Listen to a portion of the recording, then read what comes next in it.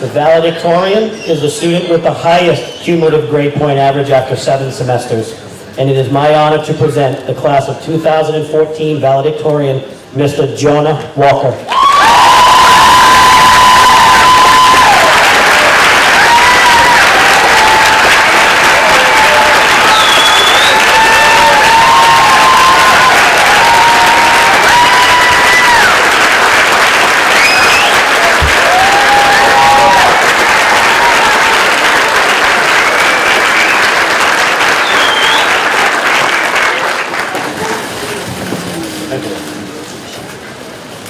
Good evening, everyone. Administration, teachers, parents, family, friends, and most importantly, class of 2014. I never expected to be standing here. My goal from the beginning was to walk with all of you to graduate with my class. Yet, here I stand. Even though valedictorian is about being recognized as an individual for my accomplishments, it has been a group effort. Such an achievement cannot be reached without the support of many people. There's a well-known saying that comes from an African proverb: it takes a village to raise a child. In the Nigerian Igbo culture, they name their children Nwa Ora, which means child of the community. It reminds me of the importance and support of the group and encouragement of the community. Each one of us has a village of family, of friends, of our school, of the larger Hillsborough community. For example, this year, we saw the tremendous support of the Hillsborough community when members of the class of 2014 were awarded over $600,000 in scholarship monies. There are countless other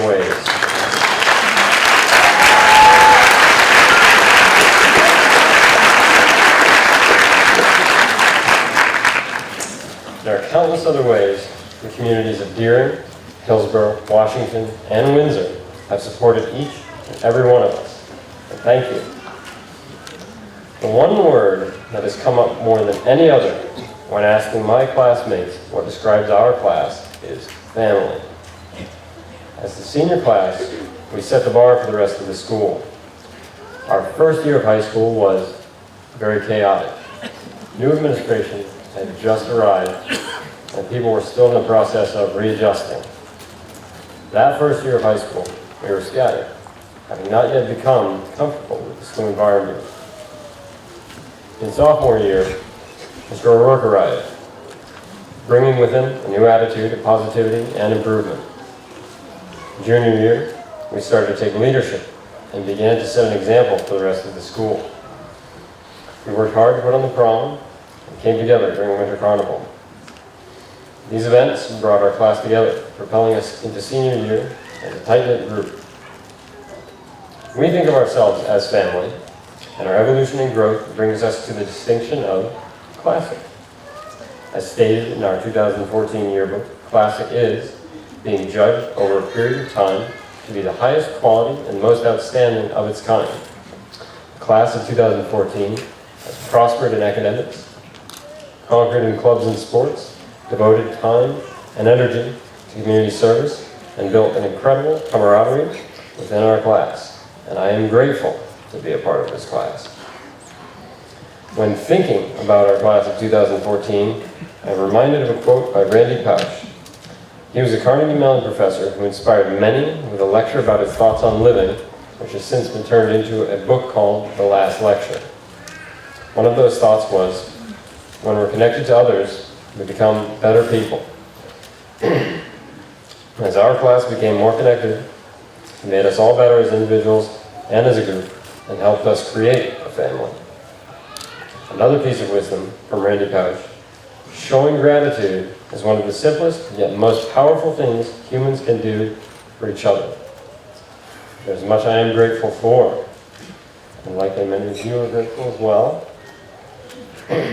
The friendships, the support of classmates, the many experiences, the teachers who have shared their knowledge helped me grow as a person, and enabled me to realize my full potential. There are also many staff who have helped provide us guidance, coordination, and in my case, alternative ways of learning. Too often, we forget to show gratitude to those who are closest to us, our family. And Mr. Dean, thank you.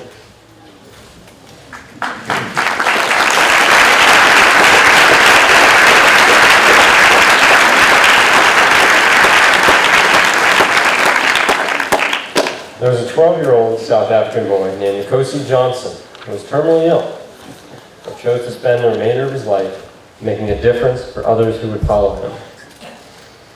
He spoke at a world conference for his cause, and one of the thoughts he shared was this: do all you can with what you have, in the time you have, in the place you are. What does this mean to me, and perhaps all of us? We choose who we are. We're the ones who make the decision about what we are going to do with our lives and how we are going to feel. We can make a difference through the little things each day, such as a smile, holding the door for a stranger, a word of encouragement, by simply doing our very best. Choices such as these make a big difference.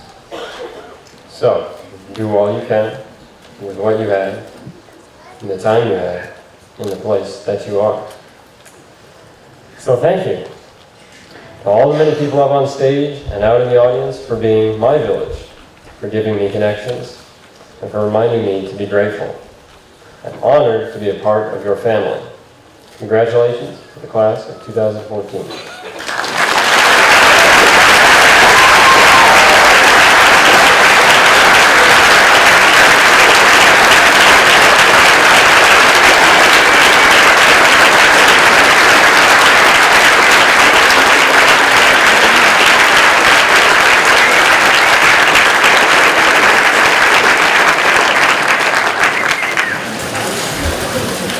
I would now like to invite Mr. Brian Walsh to the podium to deliver this year's commencement address.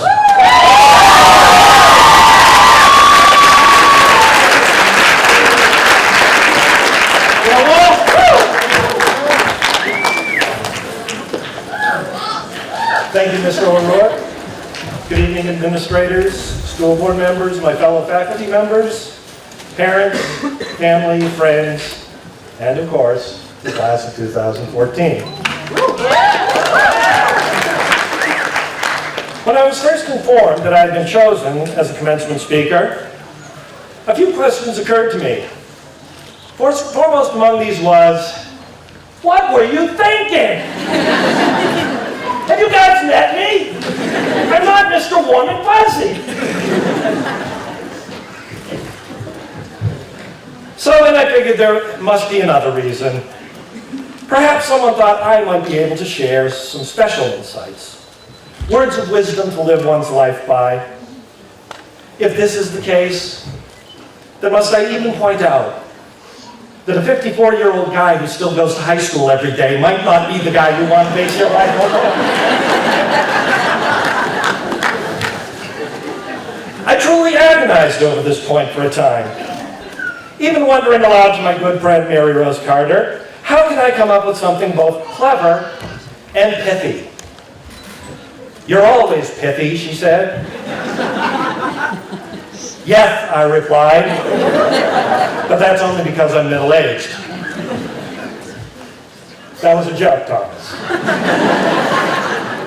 Ask Austin, he'll explain it to you. But seriously, it really is such an honor to be invited to share some thoughts with you on this special night. As we celebrate the culmination of all you have achieved in your 4 years with us, I want you to know that you've managed to teach me and teach all of us as well along the way. I've gotten to know a number of you well, and I'm aware of the many challenges you have faced in and out of the school. The grace with which you have borne those burdens and the kindnesses you have shown to one another rank among the most powerful of lessons ever taught. I plan to go forward, enriched by your teaching, knowing that the world outside HDHS will be all the better for having each of you in it.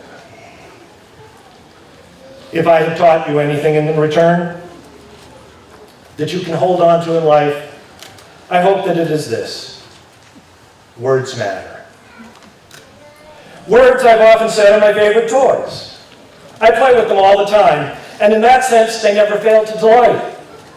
For instance, did you know that male chauvinism anagrams to "I'm such a vile man"?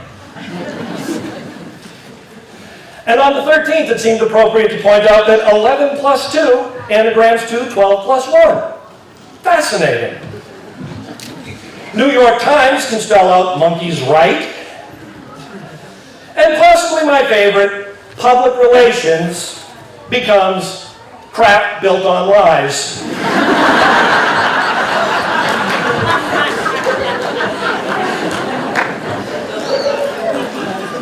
But words must be handled carefully, but they also have the power to hurt. To encourage the proper use of these awesome tools, I brought along my good friend and alter ego, Word Man.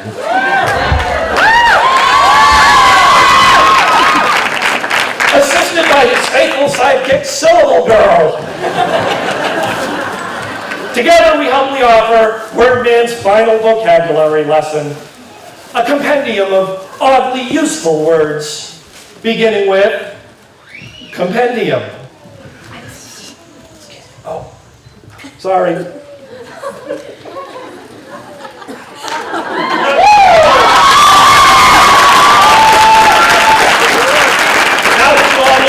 Identity. I guess my cover's blown, but the costume will go on just the same.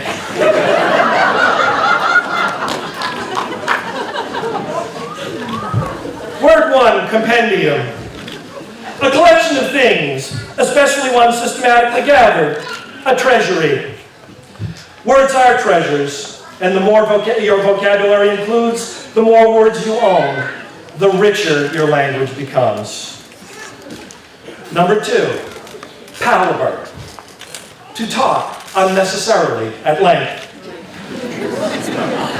This one is especially important for English teachers who, I'm told, can prattle on and on almost endlessly on any given subject, all the while spouting entirely contradictory messages about brevity being the soul of wit, and even up to the point of... sorry. Tautology. And no, that is not the past tense of teachology. It is defined as a phrase or expression in which the same thing is said twice in different words, a redundancy. It occurs to me that the inclusion of a redundancy in that definition is in fact the same thing said twice in different words. So here we have a word whose definition is an example of itself. How fascinating is that? It is fascinating, Thomas! Prevaricate. To intentionally mislead or create a false impression. Please know that this word jumps to mind immediately upon hearing a sentence including homework, a dog, and or a printer that mysteriously and suddenly ran out of ink. Scintilla, a tiny trace or spark of a specified quality or feeling. Possible example sentence: your tendency to prevaricate leaves a scintilla of doubt in your poor but honorable English teachers. Capricious, changing often, quickly and illogically, especially often changing suddenly in mood or behavior. Kind of like the weather, wouldn't you say? Wouldn't you say? Sorry. And lastly, doggerel. Verse, marked by triviality or inferiority. I'm told it comes to us from the Middle English diminutive for dog, possibly a reference to the clumsy nature of puppies. Well, this pup would now like to take leave of you with the sharing of one such bit of verse. Here's to the class of 2014, the classiest class that ever has been. There's Jonah, Bright, and Clara too, Without President Brianna, what would they do?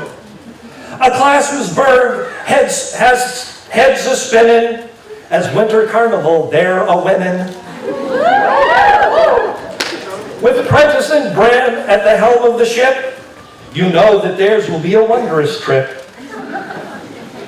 Of your many accomplishments, you should be proud, and Thomas will help you keep everything loud.